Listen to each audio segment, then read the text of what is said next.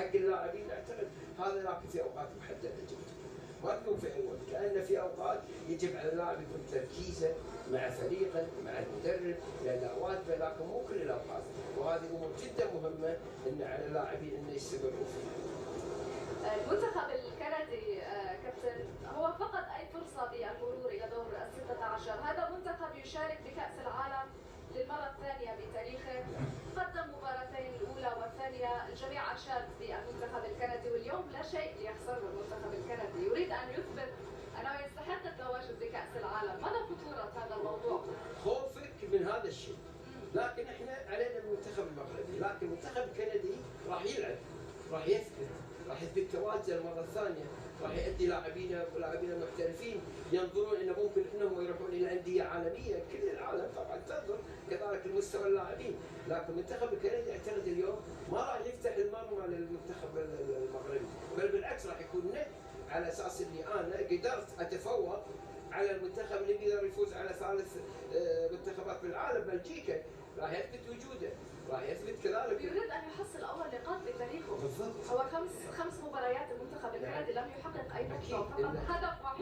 يا انه يحصل على نقطه يا انه يحصل على 3 نقط، نتمنى ما يحصل على شيء. نتمنى طبعا النقط كلها تذهب لصالح المنتخب المغربي، هو اللي طبعا يتصدر مجموعته، ولا تكون عنده هناك اخطاء في مشواره في المجموعه انه ممكن تعادل او انه خسر، نبي دائما هو يترك هذه المجموعه فائز ومتصدر. لا يختلف اثنان ربما على قيمة عناصر المنتخب المغربي، نتحدث عن لاعبين من الأفضل ربما حتى على مستوى العالم بمختلف الخطوط كذلك. المنتخب المغربي بهذه البطولة بقيادة المدرب المغربي وليد الركراكي ويحقق النتائج كذلك. ما كلمة السر باعتقادك للمنتخب المغربي؟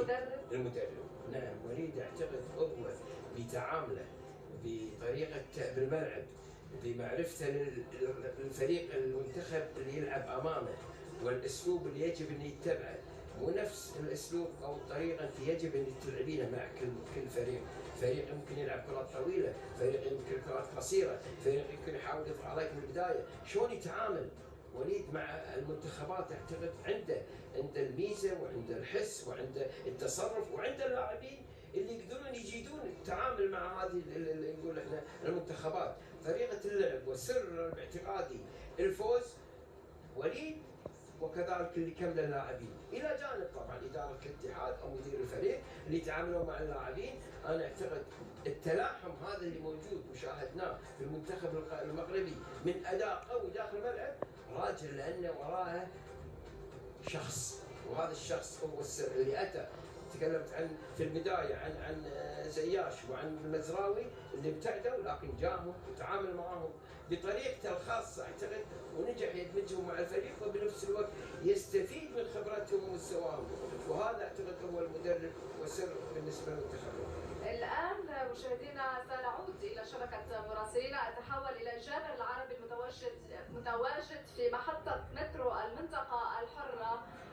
جابر قربنا من الصوره عندك. نعم مريج، الجماهير العربية والمغربية تتوافد على محطة مترو المنطقة الحرة باتجاه ملعب الثمامة، جماهير كبيرة تتخذ طريقها نحو الملعب. بالتأكيد هذا الحضور الجماهيري يزداد شيئا فشيئا مع اقتراب موعد المباراة، لكن نقترب أكثر من الجماهير.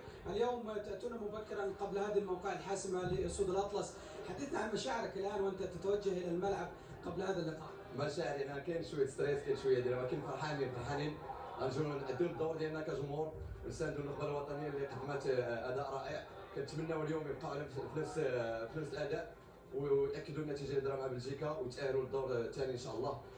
خاصنا تعادل او انتصار، ما خصناش نستاهلوا بالخصم رغم الهزيمه.